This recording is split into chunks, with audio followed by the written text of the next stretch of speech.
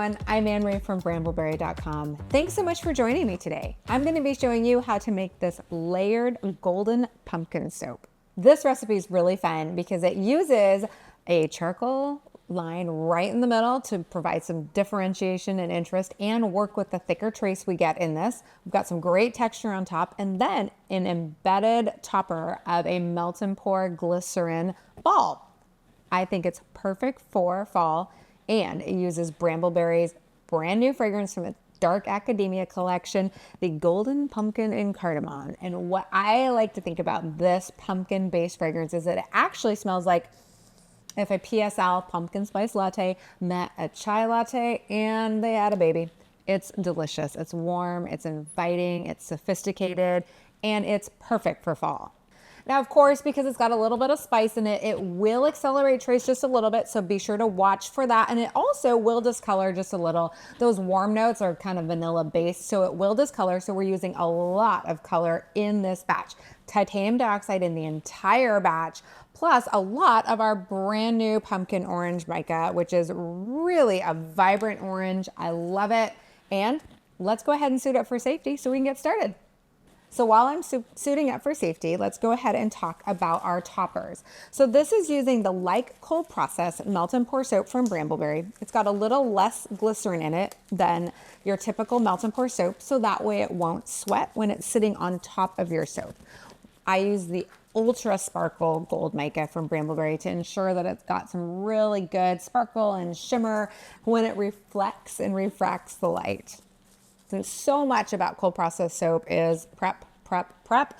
We've also got the 5-pound sliding bottom wooden mold from Brambleberry, totally set up with the optional liner inside. So that way we are ready to go once the soap traces. I've got my lye water that already has a little bit of sodium lactate in it. This will help the soap unmold more quickly. Also gives the soap a slightly more shiny look. It's totally optional. You don't need to use it, but I love it in all my batches.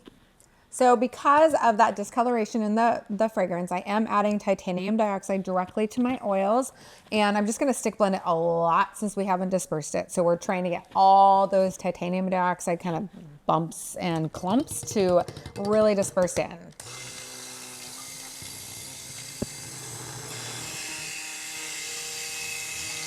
Now that I have the titanium dioxide fully dispersed within just my oils, I'm going to add my lye water. And my lye water has sodium lactate in it.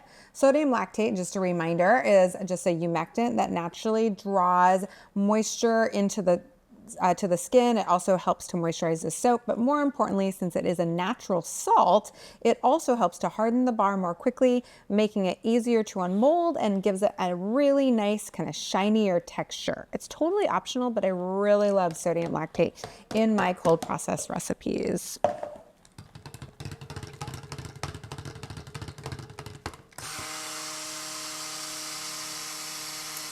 So because we already have the titanium dioxide in there, it's a lot harder to see trace. So keep that in mind. Since this fragrance does accelerate just a bit, we want to make sure we are really working at a thin trace. I'm going to go ahead and add all my dispersed mica there. I'm just going to kind of rinse this with a little bit of soap. I want all of that beautiful pumpkin orange mica in there. So we've got that pumpkin orange and the titanium dioxide. And now I'm just going to move to a whisk. We've got some beautiful oils in here. That cocoa butter adds to the richness and the really lovely supporting notes for our soap. And it also does help to accelerate trace just a little bit too, but it's totally worth it. So now I'm just whisking in my color, and then it's time to pour into the mold, do our mica line, and then texture the top and place our lovely embedded balls on the top. So now I'm just going to pour halfway, and you don't have to be thinking that this has to be a perfect line at all. There's a really nice rustic look here. So if it's not even, if it's not a perfect line, it doesn't need to be. I'm just going to texture this and make it even more fun. So that way we end up with some uneven lines on purpose.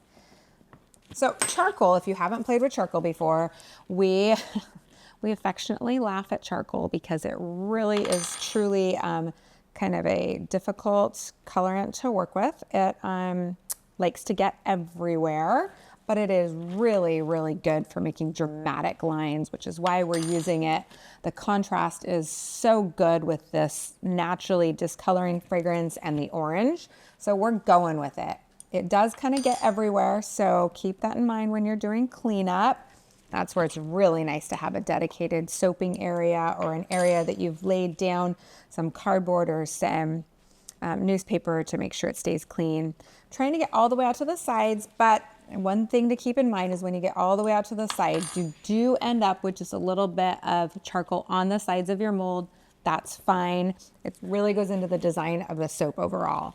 Okay, so now I have my mica done, and you can see we've got some kind of gloppy soap. It's still totally workable, and I'm just gonna glop gently in. I'm trying not to break through that mica, that charcoal line. And then I will smooth this out and tamp it down in just a minute. This fragrance is really behaving exactly as expected for a spice fragrance. It's still very workable, gives us that beautiful texture, and is a great example from a soap making perspective of working with a fragrance rather than trying to kind of work against it. So we've designed this to have a nice thick texture so that it really does take advantage of the natural acceleration in this fragrance. And of course, all the titanium dioxide, which is essentially a clay when you think about it, is definitely really contributing to the thickness that we have here. One thing with titanium dioxide is sometimes it does cause glycerin rivers, and glycerin rivers are naturally occurring kind of, they look like clear little rivers in your soap, and they're not a problem, so to speak. The soap is still soap. It's not that big of a deal. But with this particular recipe, putting it in the fridge will definitely help for those titanium dioxide rivers to not form, especially if you're soaping in a hot or humid area. So now I'm just going to give it a tap down before I texture the top. You can see that lovely charcoal getting everywhere. So now it's just time to texture the top, and it's beautiful. It's easy. This is going to be so pretty when it's all done. Very, very, very festive in terms of fall and fall scent and cozy sweater season and pumpkin spice latte season. It's coming. And now just need to quit texturing because it's kind of addicting, quite frankly. Now it's just time to put our balls in. And so what we're going to do is try and get, we use the flat side, push it down, and we're going to try and get kind of one ball per bar of soap that you'd be doing. So some people like to score, like literally do like, oh, it's going to be 2 inches, 2 inches, 2 inches. I'm going to eyeball it. If you are selling these and you're like, I actually care about weight a lot, you definitely want to measure by inches and then make sure that your bars fit, that you have enough balls to go there in the different bars. So that way you can use the same label when you're labeling your soap. And then this has such nice thick trace. I probably am not worried about soda ash at all, actually. And I'm just going to put it in the refrigerator. I'm going to try and stop the gel face. I'll put it in the refrigerator for about 6 to 8 hours. I'll take it out right when I leave for the day. And then because you can never have enough glitter, just one final touch. I'm just going to whoa, okay. Apparently you can never have enough glitter because I just dumped a bunch on it. Just a little bit of glitter on the top for some added interest, sparkle, shimmer, and shine. I love it. And into the refrigerator, this guy will go. All right, we're going to unmold this. This loaf was made on just a few days ago. We did put it in the refrigerator after we made it to make sure, or to at least hopefully not get those glycerin rivers. Glycerin rivers are not a big deal at all, but from an aesthetic standpoint, they sometimes bug me a little. So fingers crossed that we didn't get the glycerin rivers because we decreased the heat on this more quickly. I'm going to go ahead and cut sideways because remember we have that entire charcoal line here, and so we're cutting sideways to hopefully minimize the drag marks. And I'm going to cut this first one pretty big. And let's see. Beautiful. Minimize drag marks. Absolutely no glycerin river. Love it. It's nice and easy to cut right now. This isn't too soft, not too hard. I'm loving the beautiful contrast that that charcoal gives us. And it's so fun to have the little, oops, cut them in half. Don't do that. It's so fun to have the little balls on top. So use the balls as your guide when you're cutting down. There we go. Pay a little bit more attention than I just did. Now I have a nice beefy bar. These are gorgeous. So now these just need to harden and cure and sit and evaporate their extra water to become as long lasting in the shower as possible and as gentle on the skin as possible. I like to do a 4 to 6 week hardening and curing and drying time. And then after that, they're ready to wrap up and sell or give away or use yourself. If you like this video, please give it a thumbs up below. Love to hear your comments, of course. And if you make this project, hashtag it Bramble on social. That's how we pick our makers of the month, and that's how we get inspired, and everyone in our artisan community also gets inspired. Until next time, happy soaping.